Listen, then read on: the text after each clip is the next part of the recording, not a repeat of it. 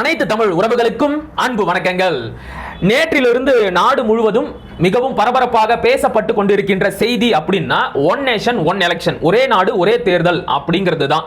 அதாவது மக்களவை, நாடாளுமன்றத்திற்கும் சட்டமன்றத்திற்கும் ஒரே நேரத்தில் ஒரே கட்டமாக தேர்தலை நடத்தி முடிப்பதுதான் இந்த திட்டத்தின் நோக்கம். இந்த திட்டத்திற்கு மத்திய அமைச்சரவையின் ஒப்புதல் கிடைத்துள்ளது. இதை பத்தி தான் அப்படின்னு ஒரு செய்தி போடப்பட்டிருக்கு. அது உண்மையா? இந்த ஒரே நாடு ஒரே தேர்தல் அப்படின்னா என்ன, அது சாத்தியமா அப்படிங்கறத பத்தி தான் இன்றைய காணொளியில ரொம்ப விரிவா பார்க்க போறோம், பேச போறோம். நான் உங்கள் மகிழன். நான் உங்கள் சரவணன்.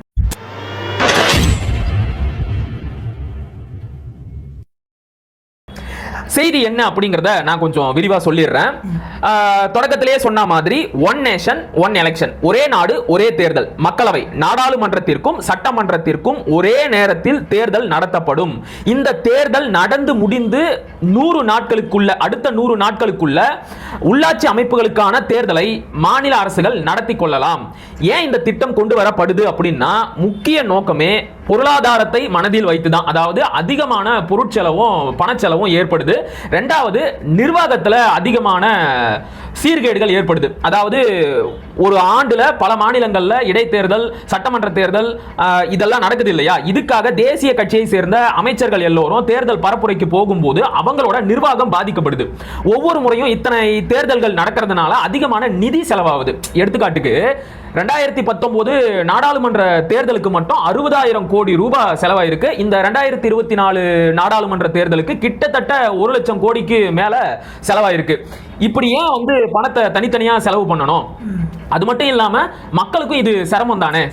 அதாவது குறிப்பா வணிகர்கள், தொழிலதிபர்கள் இவங்கெல்லாம் ரொம்ப பாதிக்கப்படுறாங்க. ஏன்னா தேர்தல் நேரத்தில் இவங்களால பணத்தை எடுத்துக்கிட்டு வெளியில போக முடியாது. அடிக்கடி தேர்தலை அறிவிச்சா இவங்க ரொம்ப பாதிக்கப்படுறாங்க, மக்களும் சிரமத்துக்கு ஆளாகிறாங்க. இது எல்லாத்தையும் சரி கட்டணும் அப்படின்னா ஒரே நேரத்தில் எல்லா தேர்தலையும் முடிச்சிடலாம். செலவும் கம்மியா இருக்கும், நேர விரயமும் இருக்காது, நிர்வாக சீர்கேடும் இருக்காதுன்னு இதுக்கு ஒரு காரணம் சொல்லப்படுது. இப்போ இந்த ஒன் நேஷன் ஒன் எலெக்ஷன் இது தொடர்பாக ஆராயிருந்து ஹை லெவல் கமிட்டி ஒன்று போட்டாங்க. ஓகே, கமிட்டியில் யார் யாரெல்லாம் இருந்தா? முன்னாள் ஜனாதிபதி ராம்நாத் கோவிந்த் அவர்கள், அடுத்து அமித்ஷா அவர்கள். பிரச்சனை அங்கதான் இருக்கு. சரி சரி, பிரச்சனை அங்கதான் இருக்கு. அடுத்தது யார் யார் இருக்காங்கன்னு பாத்தீங்கன்னா, மற்ற எல்லாருமே மேக்ஸிமம் ஆஃப் பர்சன்ஸ் மெரிட்டோக்ராட்ஸா இருந்தவங்க. அதாவது ஒருத்தர் செக்ரட்டரியா இருந்திருப்பாரு, இன்னொருத்தர் ஃபினான்ஸ் கமிஷன்ல இருந்திருப்பாரு. இப்படி மற்றவங்க எல்லாருமே பெரும்பாலும் அரசியல் சாராதவங்களா தான் இருந்திருப்பாங்க. அதாவது வேற வேற அரசு பதவிகள் இருந்திருப்பாங்க. ஓகே, மொத்தம் 8 பேர். ஆமா, 8 பேர். இப்போ நமக்கு என்ன கேள்வி வருதுன்னா, இவங்களுக்குலாம் ஃபினான்ஸ் தெரியும், நாட்டினுடைய உள்துறை பற்றி தெரியும், நாட்டினுடைய சட்டம் பிரச்சனைகள் பற்றி தெரியும், எல்லார்கிட்டையும் இவங்க எல்லாம் கருத்து கேட்பு நடத்தி இவங்க நல்ல அறிக்கையை கொடுத்திருப்பாங்க. நீங்க நம்புறீங்களா? ஏன்டா 18,626 பக்கத்துக்கு அறிக்கை கொடுத்திருக்காங்க, நல்ல அறிக்கை கொடுத்திருப்பாங்களா அப்படின்னு கேட்டா என்ன பதில் சொல்றது? சிவில் சட்டத்துக்கு உங்ககிட்ட எத்தனை பேர் கருத்து தெரிவிச்சாங்க? என்ன பண்ணீங்க? நாட்டில் 70 விழுக்காடு மக்கள் கருத்து தெரிவிச்சாங்க, அவங்க எல்லாரும் ஏத்துக்கிட்டாங்க அப்படின்னு தான் சொன்னாங்க. கதை நல்லா விடுவாங்க, கதை விடுறதுல பிரச்சனையே கிடையாது, கதை விடுவாங்க. இவனா இந்த 18,000 பக்கத்தை கூட படிக்க முடியாது. இல்லை, அது நேரத்தமாக நடக்கிறது தானே. பாபர் மசூதி திருப்பி படிக்க முடியாதுங்க. 2000 பக்கம் 3000 பக்கம் இருக்குன்னாங்க. இப்போ அதை விட்டுரும். இப்போ நமக்கு என்ன கேள்வி வருதுன்னா, இந்த அடிப்படை காரணமாக சொல்றது என்னன்னா, அடிக்கடி தேர்தல் நடக்குது அப்படிங்கிறாங்க. தமிழ்நாட்டில் ஒரு வருஷத்துக்கு எத்தனை தேர்தல் நடக்குது சொல்லுங்க? ஏன்னா ஒரு வாட்டி சட்டமன்ற தேர்தல் நடக்கும், அதுக்கப்புறம் உள்ளாட்சி அமைப்புகளுக்கு தேர்தல் நடக்கும். யாராவது இறந்துட்டாங்கனாலோ இல்லைன்னா பதவி விலகிட்டாலோ இடைத்தேர்தல் நடக்கும். இடைத்தேர்தல் ஒரு தொகுதிக்கு மட்டும். ஆமா, இவங்க என்ன சொல்றாங்க, நாம இப்படி நடத்துறது மூலமா நிறைய இடங்களுக்கு நலத்திட்டங்கள் போக மாட்டேங்குது, அது ஒரு பக்கம் ஸ்டக் ஆயிருது. இன்னொரு நேரத்தில் என்ன சொல்றாங்க, அமைச்சர்கள் முதலமைச்சர்கள் அந்த தொகுதியை பிரச்சாரம் பண்ண வேண்டியிருக்கும், அதனால அவங்களால அரசு அலுவலர்களை சரியா கவனிக்க முடியாது அப்படின்னு சொல்றாங்க. சரி, உண்மைதான். குஜராத்ல எலெக்ஷன் நடக்கும்போது மோடி அவர்கள் பல முறை ரோட் ஷோ போனார், ஜெயிச்சதுக்கு அப்புறமா ரோட் ஷோ போவாரு. அதெல்லாம் அவருடைய வாடிக்கை. இங்க அந்த மாதிரி ஒரு 8 தடவை வந்தாரு. ஆமா ஆமா, கோயம்புத்தூருக்கு வந்தாரு. ஆமா, இந்த கடந்த நாடாளுமன்றத்தில் 8 முறை வந்தாரு. 8 முறை வந்தவர் இந்த வெள்ளம் பாய்ச்சலுக்கு ஒரு தடவை வரல. சரி சரி, அதெல்லாம் வேற டிபார்ட்மெண்ட் விஷயத்துக்கு வா. அதாவது எந்த நேரத்துல வரணும்னு ஒண்ணு இருக்கு இல்லையா? கண்டிப்பா. உங்களுடைய அலுவல்கள் பாதிக்கப்படுதுங்கிறீங்க, உங்களுடைய அலுவல் என்ன? வெள்ளம் பாதிக்கப்படும் போது வராம இருக்கிறதா? கண்டிப்பா. அவர் வரல அப்படிங்கிறது கூட பெருசு இல்லப்பா. கேட்ட நிதியை கொடுத்தாலே போதும், டேமேஜை நாம சரி செஞ்சுக்குவோம். நீங்க பொறுமையா பாருங்க, எப்படி ஓகி புயல் அடிக்கும் போதோ இல்ல பாதிக்கப்பட்டு மக்கள் நிர்கதியா நிற்கும் போதோ வராதவர் எல்லாம் முடிஞ்ச பிறகு போட்டோ ஒட்டி வச்சிருந்தோம்ல, அதையெல்லாம் பார்த்துட்டு போனாரு. அது மாதிரி பொறுமையா வருவாரு. இல்ல, கர்நாடகாவுடைய ஏற்பட்ட இயற்கை பாதிப்புகளுக்கு அவ்வளவு நிதி கொடுக்குறாங்க. எலெக்ஷன் டைம்ல அனௌன்ஸ் பண்றாங்க. எலெக்ஷன் கமிஷன் அங்க கேஸ் போடுறாங்க. எலெக்ஷன் கமிஷன் ஓகேன்னு சொல்லுது. நமக்கு கொடுக்க நிதி இம்புட்டோம். கர்நாடகாவில நாங்க ஆளுங்கட்சி, இங்க என்ன நீங்க தான் எங்களுக்கு ஓட்டே போட மாட்டீங்கல்ல. திருப்பதியில டிமாண்ட் பெருசா இருக்கும், பாத்து ஏமாந்துருவோம். இம்பட்டோட பிச்சை கொடுத்துட்டு இந்த இது உனக்கு, இது கர்நாடகாவுக்கு. நீ அவரை விட்டு இன்னொரு உத்தமர் இருக்கிறாரு இல்ல, யாரு? ராகுல் காந்தி. சரியா? அவரு என்ன பண்ணாரு, இங்க வயநாட்டுல கேரளாவுல நிலச்சரிவு ஏற்பட்டதுக்கு நேர்ல வந்தாரா இல்லையா? வந்தாரு இல்ல? ஏன் இங்க வரல? திருவண்ணாமலைக்கு வர மாட்டாரு, திருவண்ணாமலைக்கு வர மாட்டாரு, விழுப்புரத்துக்கு வர மாட்டாரு, கடலூருக்கு வர மாட்டாரு. இதுக்கு முன்னாடி மூணார் நிலச்சரிவுக்கு அவர் வந்தாரா? அவங்க வர வேண்டாமே, அவருடைய கட்சி தலைவர் எத்தனை பேர் அங்க போனாங்க? ஏன் அவர் வரல? ஏன்னா கேரளாவுல அவங்க ஆளுங்கட்சி, இங்க என்ன கிடக்குது, நீங்க கூட்டணி வச்சு எங்களுக்கு பிச்சை தானே போடுறீங்க, நான் ஏன் வரணும் அப்படிங்கிற எண்ணம் தான். சரி, அதெல்லாம் வேற அரசியல். நாம மறுபடியும் இந்த ஒன் நேஷன் ஒன் எலெக்ஷனுக்கு வருவோம். இதுல என்னன்னா முக்கியமான சில அம்சங்களை சொல்றாங்க. அது என்னன்னா, ஒருவேளை இந்த தேர்தல் நடந்து முடிஞ்சதுக்கு அப்புறம் பெரும்பான்மை கிடைக்காமல் போனாலோ, நம்பிக்கையில்லா தீர்மானம் கொண்டு வந்து ஆட்சி கலைக்கப்பட்டாலோ, நம்பிக்கை வாக்கெடுப்புல தோத்து போனாலோ, ஆமா, மீண்டும் தேர்தல் நடத்தப்படும். அவ்வாறு நடத்தப்படும் தேர்தல் மிச்சம் இருக்கிற ஆட்சி காலத்துக்கு மட்டும்தான் செல்லுபடியாகும். இதை இன்னும் விளக்கமா சொல்லணும் அப்படின்னா, 5 ஆண்டுகளுக்கு ஆட்சி காலம் இருக்கு. ஆனா 3 ஆண்டுகளுக்குள்ளேயே நம்பிக்கையில்லா தீர்மானம் கொண்டு வந்து ஆட்சி கலைக்கப்படுது அப்படின்னா அப்போ ஒரு தேர்தல் நடத்தப்படும். ஆனா அந்த தேர்தல் மிச்சம் இருக்கிற 2 வருஷத்துக்கு மட்டும்தான் செல்லுபடியாகும் அப்படிங்கிறாங்க. 98ல வந்து வாஜ்பாயுடைய ஆட்சி கலைஞ்சதுக்கு பிறகு திரும்ப நடத்தப்படுகின்ற தேர்தலினுடைய டென்யூர்ங்கிறது வெறும் 3.5 ஆண்டுகள் தான் இருக்கும். ரைட், அப்படிதான். கரெக்ட் தானே? மிச்சம் இருக்கிற ஆட்சி காலத்துக்கு தான் அந்த தேர்தல் செல்லுபடியாகும். ஓகே, இப்போ இதுக்கு வந்து அவங்க இந்தியன் கான்ஸ்டிடியூஷன்ல இருக்கிற 2 முக்கிய சட்டப்பிரிவுகளை வந்து அவங்க திருத்தம் பண்ணணும். அது என்னன்னா, சட்டமன்றத்தினுடைய நாடாளுமன்றத்தினுடைய ஆயுட்காலம் என்பது 5 ஆண்டுகள் அப்படி இருக்கு. முதல் சட்டமன்றம் கூடியதில் இருந்தோ அல்லது பதவியேற்றதில் இருந்தோ ஒரு 5 வருடங்கள் அவங்க கணக்கு வச்சு அந்த 5 வருடத்துக்குள்ள அவங்களுடைய அந்த சட்டமன்றம் நாடாளுமன்றத்துடைய பதவிக்காலம் காலாவதி ஆகிறது அப்படின்னா அந்த சட்டத்தினுடைய பிரிவுகள் சொல்லக்கூடிய தெளிவான சட்ட வரையறைகள். அதை மாற்றி சட்டமன்றத்துடைய ஆயுட்காலத்தை தேவைக்கேற்ற போல குறைக்கவும் கூட்டவும் முடியுங்கிற மாதிரி இவங்க கொண்டு போறாங்க. இது எப்படி நியாயமா இருக்க முடியும்? கரெக்ட். இதுல இன்னொரு கேள்வி என்ன அப்படின்னா, இப்ப இவங்க சொல்றாங்கல்ல, பெரும்பான்மை கிடைக்காமல் போனாலோ, நம்பிக்கையில்லா தீர்மானம் கொண்டு வரப்பட்டாலோ அப்படிங்கிறாங்க இல்லையா? நம்பிக்கையில்லா தீர்மானம் அப்படிங்கிறது ஆட்சி நடக்கும்போது இடையில வரப்போற ஒரு செய்தி. ஆமா, எதிர்கட்சி கொண்டு வர ஒண்ணு. ஏன்னா நடுவில் யாராவது ஒரு நாடாளுமன்ற உறுப்பினர் இறந்து போயிட்டாரு, பெரும்பான்மை இல்லாம போயிருச்சு அப்படின்னா நம்பிக்கையில்லா தீர்மானம் கொண்டு வருவாங்க. அதை விட்டு ஆனா இப்போ வந்து மக்களவைக்கும் சட்டமன்றத்துக்கும் ஒரே நேரத்தில் தேர்தல் நடக்குது. ரைட்டா? நாடாளுமன்றத்தில் ஒன்றியத்துக்கு பெரும்பான்மை இல்லாம போயிருதுன்னு வச்சுக்குவோம். அப்ப தேர்தல் என்பது சட்டமன்றத்துக்கும் நாடாளுமன்றத்துக்கும் சேர்த்து நடக்குமா, இல்லனா நாடாளுமன்ற தேர்தல் மட்டும் நடத்தப்படுமா? இந்த கேள்வி வருதா இல்லையா? நாடாளுமன்றத்துக்கு மட்டும்தான் நடத்தப்படும் அப்படின்னா அதை தனியாவே நடத்திட்டு போய் தொலை வேண்டியது தானே? One nation one election, simultaneous election சொல்லிட்டு கடைசியில இதுவும் என்ன பண்ணுதுன்னா திரும்ப அதே இடத்துக்கு தான் கொண்டு வந்து நிற்குது. வேற ஒன்றும் கிடையாது. ஆயுட்காலத்தை குறைப்பது கூட்டுறதுன்னு தான் சொல்றீங்க. இப்படி பார்த்தா 5 வருடத்துக்கு ஒரு முறை நடக்கக்கூடிய நாடாளுமன்ற தேர்தல் 2 வருஷத்துக்கு ஒரு தடவை 3 வருஷத்துக்கு ஒரு தடவை நடக்க ஆரம்பிச்சு. சட்டமன்ற தேர்தல் அதே நிலைமை தான். அது வந்து ரொம்ப ரேர் கேஸ் தான். ஆனா இந்த விஷயத்தை எதை மனசுல வச்சு கொண்டு வந்திருப்பாங்க தெரியுமா? இனி ஒரு காலத்திலையும் பாஜகவிற்கு நேர் எதிரான போட்டியாளராக காங்கிரஸால வரவே முடியாது. சரியா? கூட்டணி ஆட்சி தான் வரவும் கூடாது. கூட்டணி ஆட்சி தான் அமைக்க போறாங்க. இந்தியா கூட்டணி மாதிரியான ஒரு கூட்டணி ஆட்சி தான் அமைந்தால் அப்படி ஒரு கூட்டணி ஆட்சி தான் அமையும். அப்படிப்பட்ட நேரத்துல ரொம்ப சுலபமா குதிரை பேரம் பேசி அந்த கூட்டணியில இருந்து ஒரு 2-3 எம்பிக்களை இந்த பக்கம் இழுத்துட்டா கூட பெரும்பான்மை இல்லாம போயிடும். அந்த நேரத்துல நீ என்ன பண்ணுவ? தேர்தலை வை. இப்ப எங்கிட்டையும் பெரும்பான்மை இல்ல, ஆனா நான் குதிரை பேரம் பேசி இழுத்துருக்கிறேன்ல, அவங்கள வச்சு ஏன் பெரும்பான்மையை நிரூபிச்சுக்குவேன். ஒரு காலத்திலையும் இது மாதிரி கூட்டணி கட்சிகள் ஆட்சி அமைக்கவே முடியாது அப்படிங்கறதும் இதுக்குள்ள இருக்கிற ஒரு செக் பாயிண்ட். இப்போ மற்றபடி இந்த சட்டமன்ற நாடாளுமன்ற தேர்தல் இவங்க சொல்றபடி நடந்தால் வருஷம் 5 வருஷத்துக்கு எத்தனை தேர்தல் நடக்கும் அது தெரியல. ஆனா ஒட்டுமொத்தமா மெயின் தேர்தல் அப்படின்னா 5 வருஷத்துக்கு ஒரு தாட்டி தான் நடக்கும். இப்போ 2வது இவங்க சொல்றபடி பார்த்தா எந்த நேரத்தில் நாடாளுமன்ற தேர்தல் அவங்க நடத்துறாங்க, மாநிலங்களவைக்கு நடத்துறாங்க. மாநிலங்களவை பொறுத்தவரை 6 ஆண்டு பதவிக்காலம், 2 ஆண்டுக்கு ஒரு முறை வந்து பாதி 3 ஒரு பங்கு உறுப்பினர்கள் மாறி மாறி வருவாங்க. அதெல்லாம் இருக்கு. இப்போ நமக்கு என்ன கேள்வினா, இவங்க சட்டமன்றத்தை ஒரே தான் நடத்தி முடிச்சிடுறாங்க. ரைட். அப்போ மாநிலங்களவை இது எப்படி இருக்குன்னு எனக்கு தெரியல. எனக்கு தெரியல, ஒருவேளை அது அந்த சூட்சமும் தெரிந்தவர்கள் அவர்களாக இருக்கலாம். அது எனக்கு மாற்று கருத்து இல்லை. இவங்க என்ன சொல்றாங்க, தேர்தல் நடைமுறைகள்னால மக்கள் பாதிக்கப்படுறாங்க அப்படிங்கிறாங்க. இவங்க சொல்ற ஒரே தேர்தல்னால தேர்தல் அடிக்கடி வருமா அல்ல அடிக்கடி வருது தவிர்க்கப்படுமா அப்படின்னு கேட்டால் எனக்கு தெரியல. சத்தியமா தவிர்க்கப்பட யாராலையும் அதை கணிக்க முடியாது. அதான் இப்போ கடந்த காலகட்டங்களில் மாநில அரசு அவங்க கலைச்சாங்க. அது மட்டும் இல்ல, அவங்களுக்கு பெரும்பான்மை இல்லாத மாநிலங்கள் கூட அவங்க ஆட்சி அமைத்தாங்க. கண்டிப்பா கர்நாடகாவில் நாங்க தான் தனிப்பெரும்பான்மை சிங்கிள் லார்ஜஸ்ட் பார்ட்டியா இருக்குன்ற பேர்ல அவங்க ஆட்சி அமைக்க முயற்சி பண்ணாங்க. எவ்வளவு முட்டாள்தனமான ஒரு இது. அதே மாதிரி அருணாச்சல பிரதேசல பண்ணாங்க, கோவால பண்ணாங்க. எல்லா இடங்களையுமே தங்களுக்கு பெரும்பான்மை கிடைக்காவிட்டாலும் கூட்டணி கட்சிகளுடைய அல்லது பேரங்கள் பேசி நீங்க சொல்ற மாதிரி ஆட்சி அமைப்பாங்க. இது எந்த விதத்தில் சரியா இருக்கும்? இது ஒரு கேள்வி. இதுக்கெல்லாம் வந்து நமக்கு வந்து இது இந்த அரசியல் தந்திரங்கள் இதெல்லாம் ஆட்சி அமைக்கிறதுக்கு காங்கிரஸ் என்ன கேடுகள் எல்லாம் பண்ணுச்சோ அதெல்லாம் இவங்களும் பண்ணுவாங்க. 2வது இது ராஜீவ்காந்தி பண்ணின ஜனநாயக படுகொலை தொடர்ச்சி. எப்படி சொல்ற? 1988 ஜனவரி 30 ஜானகி ராமச்சந்திரன் அவருடைய ஆட்சி கலைக்கப்படுது. யாரு? எம்ஜிஆருடைய மனைவி ஜானகி எம்ஜிஆர் அவர்கள், அவங்களுடைய ஆட்சி கலைக்கப்படுது 1988 ஜனவரி 30. அடுத்த எலெக்ஷன் 6 மாசத்துக்குள்ள நடத்தணும். அவங்க எப்ப நடத்தினா 1 வருஷம் எதுக்கு ஒரு வருஷம்? எதுக்கு ஒரு வருஷம் கழிச்சு நடத்தினாங்க? வேற ஒன்றும் கிடையாது. ராஜீவ் காந்தி அன்றைக்கு பிரதமராக இருக்கிறார். 84 இருந்து 89 வரைக்கும் அவர் பிரதமராக இருக்கிற டென்யூர். அந்த டைமில் அவர் என்ன பண்ணுறாரு, தங்களுடைய காங்கிரஸ் கட்சி இந்த இடத்துல இருந்து ஆட்சி இழந்துட்டோம், திரும்ப அந்த அதிகாரத்தை பிடிக்கணும், அதுக்காக ஏதாவது பண்ணணும்னு சொல்லிட்டு அந்த ஒரு வருஷ காலத்தை நீட்டித்து வன்னியர் சங்கங்களில் உள்ள நிர்வாகிகளை கூப்பிட்டு அவங்கள வச்சு தங்களுடைய கட்சிகளை இணைத்து போட்டிட முடியுமான்னு முயற்சி பண்ணார்.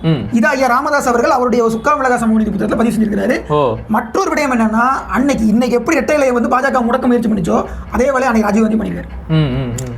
2 பேருக்கு வேற சின்னத்தை கொடுத்துட்டாங்க. சேவல் சின்னமும் இந்த பக்கம் வேற ஒரு சின்னம் கொடுத்துட்டாங்க. அதன் அடிப்படையில் இரட்டை சின்னத்தையும் அவங்க முடக்க முயற்சி பண்ணாங்க. இந்த வேலைகளை எல்லாம் பண்ணி தான் ராஜீவ் அன்றைக்கு ஒரு வருடம் தமிழ்நாட்டில் தேர்தல் நடத்தாமல் இருக்க முயற்சி பண்ணார். அதுக்கு பிறகு மோடி அவர்கள் அதை முறியடிச்சாப்புல ஜம்மு காஷ்மீர் அண்ட் லடாக்ல 5 வருடங்கள் தேர்தல் நடத்தாம அவர் அந்த சாதனையை முறியடிச்சு ராஜீவின் ஜனநாயக படுகொலையை 5 மடங்கு வெற்றிகரமாக செய்தவர் பிரதமர் மோடி அவர்கள். சிறப்பு. அதற்கு பிறகு இப்போ அவர் அந்த ஜனநாயக படுகொலையை இந்திய அரசியலமைப்பின் வழி சட்டபூர்வமாக பார்க்கிறார். இது எப்படி சரியா இருக்க முடியும்? 5 ஆண்டுகள் ஒரு சட்டப்பேரவைக்கும் நாடாளுமன்றத்துக்கும் பதவி காலம்னு இருக்கு. இன்னொரு பிரச்சனையே இருக்கு. அவர் வந்து பிரசிடென்ஷியல் ஃபார்ம் ஆஃப் ரூலிங் கொண்டு வரணும். இதுதான் முக்கியமான நோக்கமே. அமெரிக்க அதிபர் மாதிரியான ஒரு தேர்தல் முறையா கொண்டு வர பார்க்கிறார். எல்லாத்தையும் ஒற்றைமயப்படுத்துறது. அமெரிக்க அதிபர் மட்டும் கிடையாது, உலகத்தில் கூடிய அதிபராட்சிகளுடைய பெரிய குறைபாடு என்னன்னா, அவங்க நினைச்ச நாடாளுமன்றத்தை கலைச்சுவாங்க. இப்ப அண்மையில போன இந்த 6 மாசத்துக்குள்ள நடந்ததுன்னா, யூரோப்பிய நாடாளுமன்றம் ஒன்று இருக்கு. ஐரோப்பியன் யூனியனுக்கு இருக்கக்கூடிய நாடாளுமன்றத்தில் பிரான்ஸ் சார்பாக போட்டியிட்டவங்க வலதுசாரிகள் வெற்றி பெற்றாங்க. வலதுசாரிகள் வெற்றி பெற்ற உடனே பிரான்ஸ் அதிபருக்கு ஒரு யோசனை, ஆக வலதுசாரிகள் வெற்றி பெறுறாங்க, வாக்காளர்களுக்கு ஆதரவான ஒரு மனநிலை இப்போ வாக்காளர்கள்ட்ட இருக்கு, நாம என்ன பண்ணுவோம், இப்போ நாடாளுமன்றத்தை கலைச்சு விட்டுட்டு தேர்தல் நடத்துவோம், நம்ம வலதுசாரிகள் ஜெயிச்சுவாங்க அப்படின்னு சொல்லி நினைச்சாரு. அப்படி நாடாளுமன்றத்தை கலைச்சு விட்டுட்டு அவர் தேர்தல் நடத்தினாரு. அப்பவும் இடதுசாரிகள் வெற்றி பெறாங்க. ஆனா அவருக்கு வந்து தான் நினைக்கும் போது நாடாளுமன்றத்தை கலைக்கூடிய அதிகாரத்தை யார் கொடுத்தது? அவருடைய அதிபர் பதவி தானே. அதே தான் இந்த நிறைவேற்ற அதிகாரம் கொண்ட அனுரகுமார் திசாநாயக இலங்கையில பண்ணாரு. அவர் நாடாளுமன்றத்தை 10 மாசம் இருக்கும்போது கலைச்சு விட்டாரு. கலைச்சு விட்டீங்களா ஏன்னு கேட்கும்போது அவங்களால லஞ்ச ஊழல் குற்றச்சாட்டு இருக்கு, அவங்க நிதிமுறைகேடு பண்ணிருப்பாங்க அப்படிங்கிறாரு. சரி, நிதிமுறைகேடு பண்ணல, என்ன ப்ரூவ் பண்ணாங்களா? இல்ல, இது வரைக்கும் எதுவும் ப்ரூவ் பண்ணல. என்ன கேஸ் போட்டிருக்காங்க? எதுவுமே கிடையாது.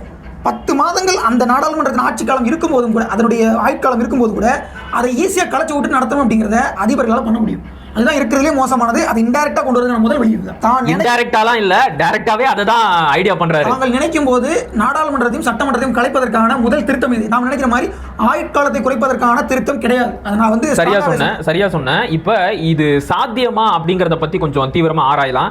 நீ தொடக்கத்திலே சொன்ன மாதிரி இதுக்காக 2 சட்ட திருத்தங்களை கொண்டு வரணும் அப்படின்னு சொன்னேன். அதுதான் இந்த விஷயத்துல இருக்கிற ஒரே பாதுகாப்பு. ஏன் அப்படின்னா, இது வந்து பார்த்தீங்கன்னா அரசியல் அமைப்பு சட்டத்தை திருத்தாமல் இந்த ஒரே நாடு ஒரே தேர்தலை கொண்டு வரவே முடியாது. கிட்டத்தட்ட 18 சட்டப்பிரிவுகளை திருத்தினா மட்டும்தான் இதை நடைமுறைப்படுத்த முடியுமா.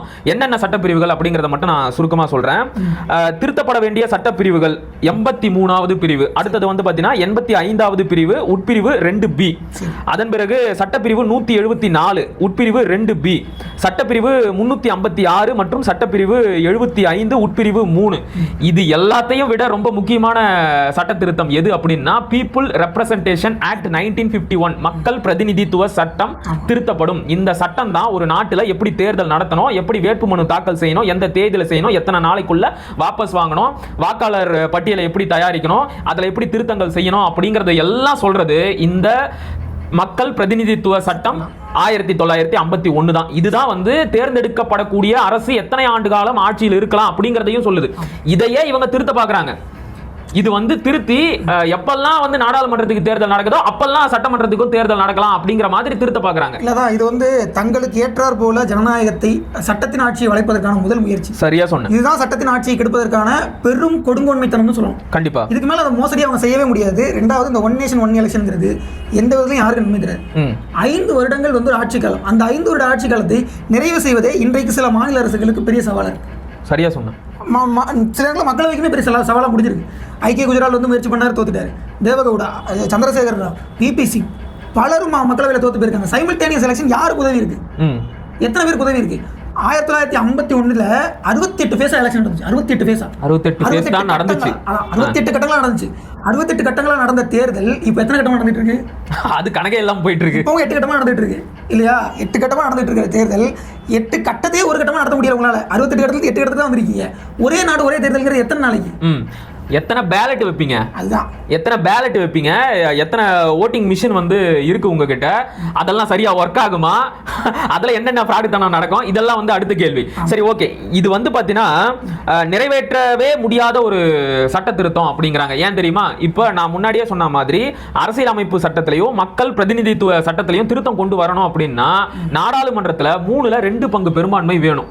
அதாவது மொத்தம் உள்ள நாடாளுமன்ற உறுப்பினர்களின் எண்ணிக்கை 543. அதுல மொத்தம் 362 பேர் இருந்தா மட்டும்தான் இந்த சட்ட திருத்தத்தை கொண்டு வரவே முடியும். 362 பேர் இந்த திருத்தத்தை ஆதரிக்கணும். ஆனா பாஜக கிட்ட வெறும் 292 பேர் தான் இருக்கிறாங்க. அதுவும் கூட்டணி கட்சி ஆட்சி தான். இந்த கூட்டணிக்குள்ள தெலுங்கு தேசத்தை சேர்ந்த ஐயா சந்திரபாபு நாயுடு அவர்களும் நிதிஷ்குமாரும் இருக்கிறாங்க. இவங்க 2 பேரும் இதுக்கு ஒத்துக்குவாங்களா அப்படிங்கிறது மிகப்பெரிய கேள்வி. ஏன்னா ஐயா சந்திரபாபு நாயுடுவும் நிதிஷ்குமாரும் மாநிலங்களுக்கான சிறப்பு அந்தஸ்து கேட்கிறவங்க, தங்களோட மாநில நலன்ல ரொம்பவே குறியா இருக்கிறவங்க. அப்படிப்பட்டவங்க மாநில சுயாட்சியின் மிக முக்கியமான ஒரு விஷயத்தை திருத்துவதற்கு அனுமதிப்பாங்களான்றது ரொம்பவே முக்கியமான கேள்வி. ஆமா, சிக்கல் என்னன்னா இதுல எமர்ஜென்சி டிக்ளேர் பண்ணா நீங்க வந்து 6 மாதத்துக்கு மேல ஒரு இதுக்கு எக்ஸ்டென்ஷன் கொடுக்கலாம், 6 மாசம் எக்ஸ்டென்ஷன் கொடுக்கலாம், திரும்ப 6 மாசம் எக்ஸ்டென்ஷன் கொடுக்கலாம். அந்த மாதிரியான ஒரு திருத்தம் இருக்க தான் செய்யுது. எமர்ஜென்சி டிக்ளேர் பண்ணா இந்த 6 மாசம் எக்ஸ்டென்ஷன் கொடுக்கலாங்கிறத வச்சு இவங்க தங்களுடைய நாடாளுமன்றத்துடைய ஆட்களத்தை நீட்டிக்க முயற்சி பண்ணலாமே. இவங்க ஆளுற மாநிலத்துடைய சட்டமன்றத்துடைய ஆட்களத்தை நீட்டிக்க முயற்சி பண்ணலாமே. கண்டிப்பா இவங்க இந்த வேலையை செய்ய வாய்ப்பு இருக்கு. இவங்க திருத்தம் என்ன பண்ண போறாங்கன்றத பொறுத்தா இருக்கு. நாடாளுமன்றத்துல என்ன டிராஃப்ட்டை கொண்டு வந்து இவங்க டேபிள் பண்ணி என்ன விவாதம் பண்ண போறாங்கன்றத பொறுத்தா. அதுதான் சொல்றேன். இந்த விஷயத்தை பொறுத்த வரைக்கும் இருக்கிற ஒரே பாதுகாப்பு என்ன அப்படின்னா பிஜேபி கிட்ட அந்த அளவுக்கு பெரும்பான்மை இல்ல. 362 பேரோட ஆதரவு இருந்தா மட்டும்தான் இதை நிறைவேற்ற முடியும். இவங்க கிட்ட இருக்கிறது 292 பேர் தான். இது மக்களவையில. மாநிலங்களவையை எடுத்துக்கிட்டாலும் அங்கேயும் 3/2 பெரும்பான்மை வேணும். அதாவது 164 மாநிலங்களவை எம்பிக்களின் ஆதரவு வேணும். ஆனா இவங்க கிட்ட இருக்கிறது 112 மட்டும்தான். சோ ஒரு காலத்தையும் இவங்க எதிர்பார்க்கிற அந்த பெரும்பான்மை ஆதரவு அப்படிங்கிறது கிடைக்கிறதுக்கு வாய்ப்பே இல்லை. எல்லாத்தையும் விட முக்கியமான விஷயம் என்ன தெரியுமா? ராம்நாத் கோவிந்த் தலைமையில் அமைக்கப்பட்ட அந்த குழு சொன்ன முக்கியமான விஷயம், இந்தியாவில் இருக்கின்ற 50 விழுக்காடு மாநிலங்கள், சரிபாதி மாநிலங்கள் இந்த திட்டத்திற்கு ஒப்புதல் தரணும். அப்பதான் இது நிறைவேற்றப்படும். ஒருவேளை பாஜக ஆளுகின்ற மாநிலங்கள் இதுக்கு ஒப்புதல் தரலாம். அதை மனசுல வச்சுக்கிட்டு கூட அவங்க இதை சொல்லியிருக்கலாம். ஆனா ஒரு காலத்திலையும் நாடாளுமன்றத்திலையும் மாநிலங்களவையிலையும் இவங்களுக்கு பெரும்பான்மை கிடைக்கிறதுக்கு வாய்ப்பு இல்லை. இந்த திட்டமும் நிறைவேறுவதற்கான சாத்தியக்கூறுகள் கண்ணுக்கு எட்டிய தூரம் இல்லை. வேணும்னா ஏதாவது கலகம் செஞ்சு இதை நிறைவேற்றலாம். இல்ல அதான் இப்ப என்னன்னா அவங்க டேபிள் பண்ணிட்டதுக்கு அப்புறமா தான் பிரச்சனை ஸ்டார்ட் பண்ணுவாங்கன்னு தோணுது.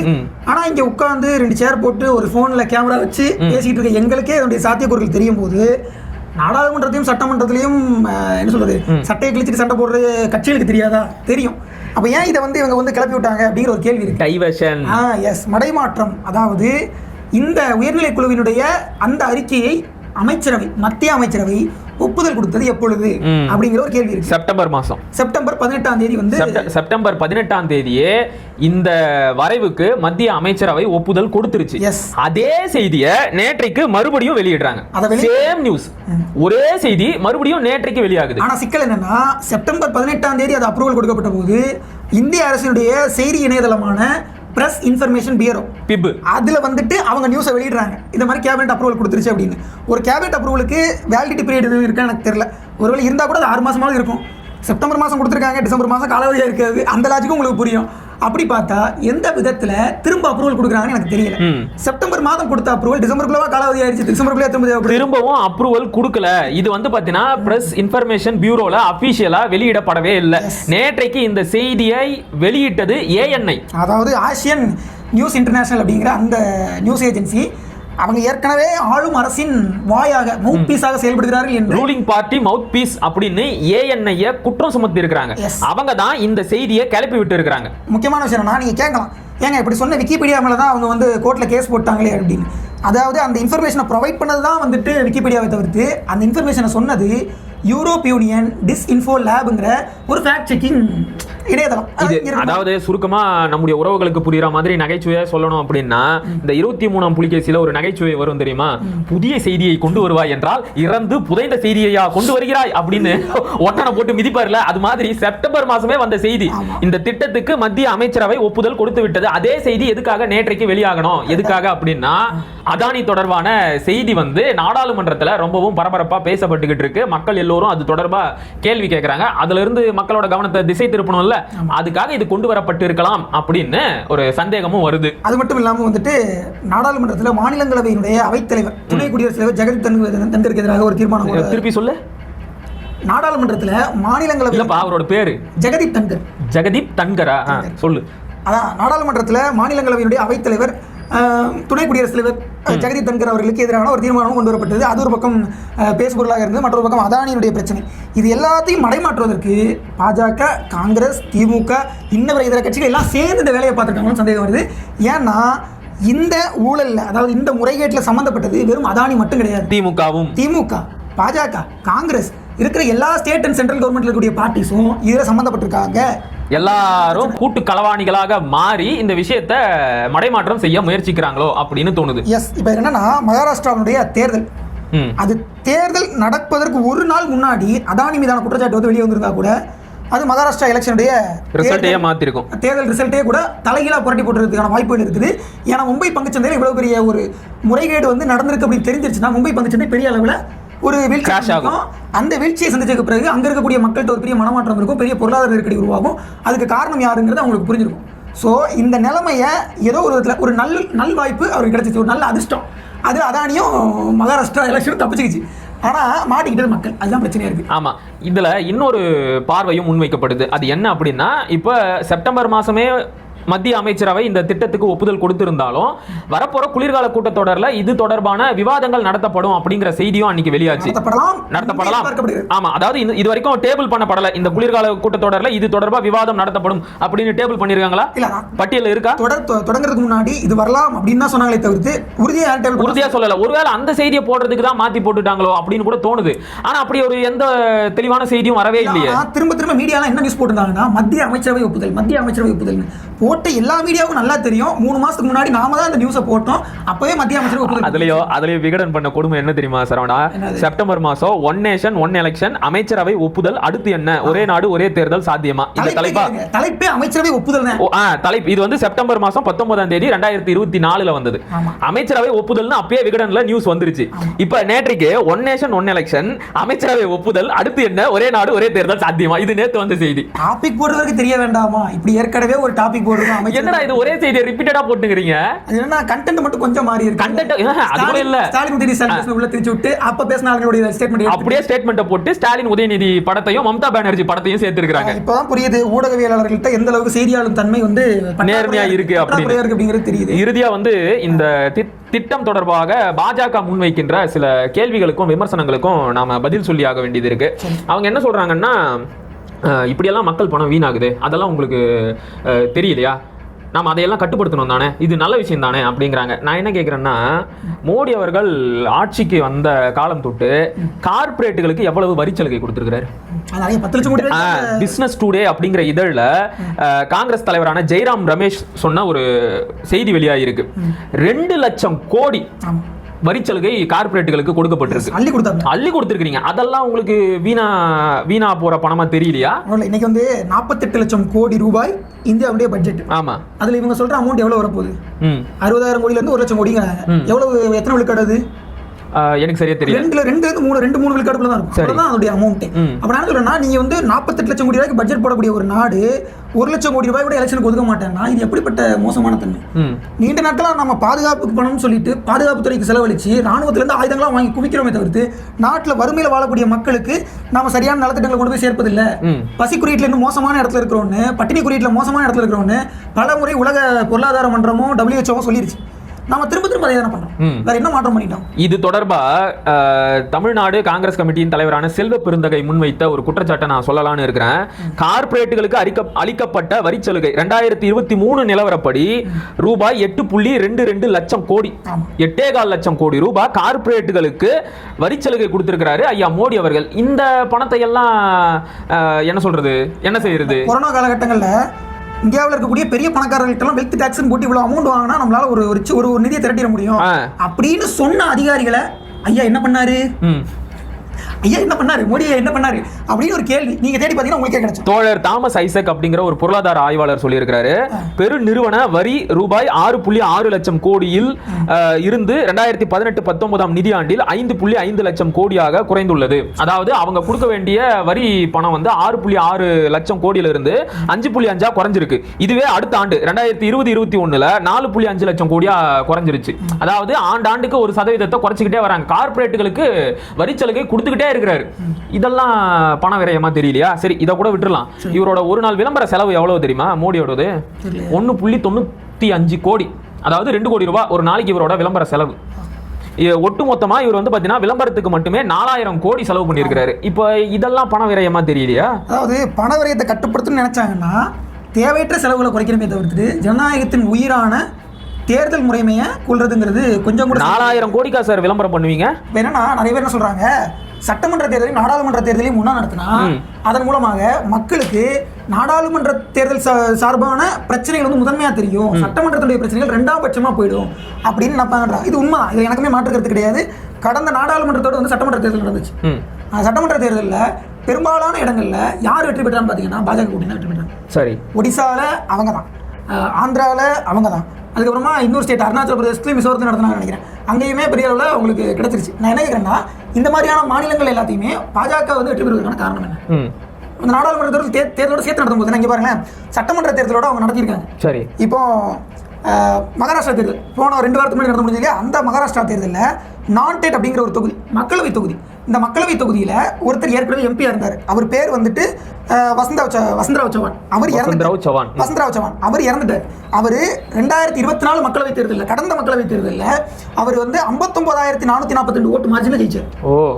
59,442. ஆமா, இவர் எந்த கட்சினா காங்கிரஸ், இந்தியன் நேஷனல் காங்கிரஸை சேர்ந்தவர். 59,000 வாக்கு வித்தியாசத்தில் வெற்றி பெற்ற அந்த தொகுதியில் அவருடைய மகன் ரவீந்திர சவான் நிற்கிறார். அவர் ஆகஸ்ட்ல இறந்துட்டாரு.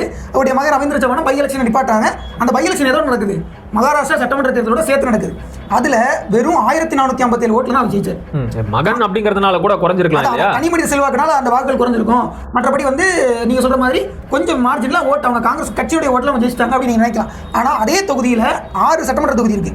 6 சட்டமன்ற தொகுதி பாருங்க, பெரும்பாலான தொகுதியில் பிஜேபி எவ்வளவு மார்ஜின் வின் பண்ணிருக்கு பாருங்க. நைகான்ற தொகுதியில் பாஜக 47,000 ஓட்டு மார்ஜினில் ஜெயிச்சிருக்காங்க. டெக்லூர் அப்படிங்கிற தொகுதியில் 44,000 ஓட்டு மார்ஜினில் ஜெயிச்சிருக்காங்க. முக்த் அப்படிங்கிற தொகுதியில் 37,000 ஓட்டு மார்ஜினில் ஜெயிச்சிருக்காங்க. நார்த்தில் சிவசேனா வந்து 3,000 தான் ஜெயிச்சிருக்கு. ரொம்ப கம்மியான மார்ஜினில் ஜெயிச்சிருக்காங்க சிவசேனாவும், 2 சிவசேனாவும். ஆனால் பாஜக ஸ்ரீஜெய சவான் அப்படிங்கிற போக்கர் தொகுதியில் 50,000 ஓட்டு மார்ஜினில் ஜெயிச்சு. பாஜகவுக்கு மட்டும் எப்படி 40,000-50,000 ஓட்டு லீடிங் வந்துச்சு? ஏன்னா மகாராஷ்டிரா தேர்தல் களம் இந்த தேர்தலில் பாஜகவுக்கு ஆதரவான தேர்தல் களமா இருந்துச்சு. அதனால அவங்க 40,000-50,000 ஜெயிச்சாங்க. ஆனா காங்கிரஸுக்கு அதனுடைய ஆதரவு விலை குறைவா இருந்ததுனால தான் அவங்களால கம்மியா ஓட்டு வாங்க முடிஞ்சது. ஓகே, சோ பாஜகவுக்கு ஆதரவான சூழல்ங்கிறது இந்த ஒரே நாடு ஒரே தேர்தலில் வராது. அப்போ அவங்க என்ன நினைக்கிறாங்கன்னா, மத்தியில் நாம ஆட்சியை பிடிச்சா போதும், மாநிலங்களில் யார் இருந்தாலும் அவங்க நம்ம வந்து சின்ன கவர்மெண்ட்டாக சுருக்கிடலாம் அப்படிங்கிற எண்ணத்தோட கொண்டு வர தேர்தல். கண்டிப்பாக அதற்கு சாட்சி தான் ஒரு மக்களவையில் காங்கிரஸ் வெற்றி பெறுது. ஆனால் அந்த மக்களவைக்கு உட்பட்ட தொகுதியான சட்டமன்ற தொகுதிகளில் பாஜக வெற்றி பெறுது. இந்த கொடுமை எங்க போய் நம்ம சொல்ல முடியும்? அப்ப இதே மாதிரி நாளைக்கு இந்தியா முழுக்க உள்ள மக்களவை தொகுதியில் பாஜக ஜெயிச்சிடும். ஆனா அதுக்கு உட்பட்ட சட்டமன்ற தொகுதியில் சின்ன சின்ன கட்சியை ஜெயிச்சாலும் ஜெயிச்சு போட்டு விட்டுருவாங்க. அவங்களுக்கு சிஎம் பதவி தான் பெருசு கிடையாது, பிஎம் பதவி தான் பெருசு. ஆமா, அவங்க என்னைக்குமே வந்து தமிழ்நாட்டை பெருசா நினைச்சதே கிடையாது. தமிழ்நாட்டை மட்டும் கிடையாது, அவங்க மாநில அரசே பெருசா நினைக்கிறது கிடையாது. மாநில அரசு சுருக்கணும், மத்திய அரசை வந்து ஒரு ஒன்லி லெஜெண்டரி ஒரு கவர்மெண்டா மாற்றணுங்கிறதுக்கான ஒரு அல்டிமேட் கவர்மெண்டா மாற்றுறதுக்கான எய்ம் இது. இதனுடைய தொடக்கம் தான் இந்த மாதிரியான தேர்தல் முறை. இது நல்லதுக்கே கிடையாது. அதான் கடைசியா என்ன சொல்ல வரேன் அப்படின்னா, இந்த திட்டம் நிறைவேறுவதற்கான சாத்தியக்கூறுகள் சட்டப்படி இல்லை. ஏன்னா 3/2 பங்கு பெரும்பான்மை அப்படிங்கிறது ஒரு காலத்திலயும் பாஜகவுக்கு கிடைக்க போறதே இல்லை. ஒருவேளை இதையெல்லாம் மனசுல வச்சுக்கிட்டு தான் தேர்தலுக்கு முன்னாடி ஆப்கோபார் சாக்கோபாரா ஒரு ரோட் ஷோ போகும்போது ஒரு தொண்டர் வந்து ஒரு உற்சாக மிகுதியில வந்து 400 பாருக்கு மேல சாக்கோபார்னு சொல்லிட்டாரு. அதாவது 400 தொகுதிகள் வெற்றி பெறுவோம் அப்படின்னு சொன்னாங்க. ஆனா அவங்களோட கனவு பலிக்கவே இல்லை. அதேதான், தனி பெரும்பான்மை கூட அவங்களுக்கு கிடைக்காம கூட்டணி ஆட்சி தான் அமைச்சிருக்காங்க. சோ 3/2 பங்கு பெரும்பான்மை கிடைக்காம போனதுனால இந்த திட்டத்திற்கு ஒப்புதல் கிடைக்காது, சட்ட திருத்தமும் செய்ய முடியாது, இந்த திட்டமும் வராது. ஆனா ஒரு பயமும் இருக்கு. அந்த பயத்தை சொல்லியே காணொலியை முடிச்சுக்கலாம்னு நினைக்கிறேன். என்னன்னா 5 வருடங்கள் ஒரு ஆட்சி முழுமையாக நடைபெற்றாலும் நல்லாட்சி கொடுக்க முடியுமா அப்படிங்கிற ஒரு கேள்வி எனக்குள்ளே இருக்கத்தான் செய்யுது. ஏன்னா இந்தியாவில் 14 ஆண்டுகளுக்கு மேல நேரு அவர்கள் ஆட்சி தான். எனக்கு தெரிஞ்சு 17 ஆண்டுகள் அவருடைய மொத்த ஆட்சி காலம். 17 ஆண்டுகள். அதற்கு பிறகு இந்திரா காந்தியுமே கிட்டத்தட்ட ஒரு நல்ல டென்யூர் தான் ஆட்சி பண்ணாங்க. ராஜீவ்காந்தி 5 ஆண்டுகள் மேல முழுமையாக ஆட்சி பண்ணார். ஆனா இவங்க யாருமே பிற்படுத்தப்பட்டவருக்கான இடஒதுக்கீட்டை கொஞ்சம் கூட கண்டுக்கவே இல்லை. ஆனா விபி சிங் செஞ்சார். வெறும் 11 மாதங்களே ஆட்சி செய்த விபி சிங் இந்தியாவில் 50 விழுக்காடுக்கும் மேல் இருக்கக்கூடிய பிற்படுத்தப்பட்ட மக்களுக்கு இடஒதுக்கீடு கொண்டு வரணும்னு பேசினாரு, சுதந்திர தின உரை ஆற்றினாரு, அதை கொண்டு வந்தார். வெறும் 11 மாதம் ஆட்சி செய்த ஒருவரால மக்களுடைய நலன்கள் எதுன்னு தெரிஞ்சு அதனுடைய பாதையில் ஆட்சியை கொண்டு போறதுக்கான முயற்சியை செய்ய முடிஞ்சிருக்கு. 17 ஆண்டுகள், 10 ஆண்டுகள், 5 ஆண்டுகள் செஞ்ச தலைவர்களால் இதை செய்யவே முடியல. அவங்களை பொறுத்த வரைக்கும் இடஒதுக்கீடே இருக்கக்கூடாது அப்படிங்கிறது தானே அவங்க நோக்கமே. ஏன்னா நல்லாட்சி நடத்துவது என்பது நோக்கம். அதுல தோல்வி அடைந்தா கூட திரும்ப திரும்ப அவங்க முயற்சி நீ பண்ணி இதை கேட்கறதே பேராசைன்னு நான் சொல்லுவேன். அவங்க வந்து பிற்படுத்தப்பட்ட மக்களுக்கான இடஒதுக்கீடை கொண்டு வர்றதெல்லாம் அப்புறம் இருக்கட்டும், சாதி வாரி மக்கள் தொகை கணக்கெடுப்பு எடுத்தாங்களா இத்தனை வருஷத்துல? இல்ல. அப்புறம் எதுக்கு இதையெல்லாம் பேசிக்கிட்டு? சரி, ஓகே, இறுதியா என்னுடைய பயத்தை சொல்றேன். முன்னாடியே சொன்ன மாதிரி 3/2 பங்கு பெரும்பான்மை கிடைக்காது, கிடைக்கவும் போறதில்ல. ஒருவேளை ஏதாவது வன்முறையை ஏற்படுத்தி கலவர வழியா இதை நிறைவேற்றலாம் அப்படின்னு யோசிக்கிறாங்களோ? அதாவது RSS தலைவர்களுக்கு வந்து இத்தாலிய பாசத்தின் மீது ஒரு மிகப்பெரிய காலம் உண்டு. முசோலினி மாதிரி. ஆமாம், அது என்னன்னா அவங்க வந்து இளம் இத்தாலியன் சங்கம் அப்படின்ற மாதிரி ஒன்று வந்துட்டு அவங்க இத்தாலியில் இருக்கக்கூடிய ஒரு பாச சக்தி தொடங்குச்சு. அதை பார்த்துட்டு சாவர்கர் வந்து அந்த மாதிரி ஒரு அமைப்பு தொடங்கினாரு அப்படின்னு நம்ம கேள்விப்பட்டோம். ஆமாம், அது உண்மைதான். திலகர் வந்து கேசரி பத்திரிகைகளில் முசோலினுடைய பாச ராணுவத்தை வந்து புகழ்ந்து எழுதினாரு அப்படின்னு நம்ம கேள்விப்படுறோம். அப்போ இத்தாலிய பாசத்தின் மீது ஒரு அளவற்ற காதல் கொண்ட இவர்கள் இத்தாலியில் நடந்த மாதிரி ஒரு ராணுவ அணிவகுப்பை நடத்தி ராணுவத்தை தங்களுடைய கைக்குள் கொண்டு வந்து இந்திரா காந்தி எமர்ஜென்சி கொண்டு வந்த போது இது இந்தியாவில் தேர்தலே நடக்காதா அப்படின்னு மக்கள் கவலைப்பட்ட நிலைக்கு நம்மை இவர்கள் கொண்டு வந்து விடுவார்களோ அப்படிங்கிற பயம் எனக்கு இருக்கு. ஆனா அதே நேரத்தில் கூட்டணி ஆச்சு அப்படிங்கிறதுனால கொஞ்சம் நம்பிக்கையும் இருக்கு. பார்ப்போம் என்ன நடக்குது அப்படிங்கிறத. மேற்கொண்டு ஏதாவது தகவல் வரும்போது இதை பத்தி நாம மறுபடியும் பேசலாம். இத்துடன் இந்த நிகழ்ச்சி முடிவடைகிறது. நன்றி, வணக்கம். நன்றி, வணக்கம்.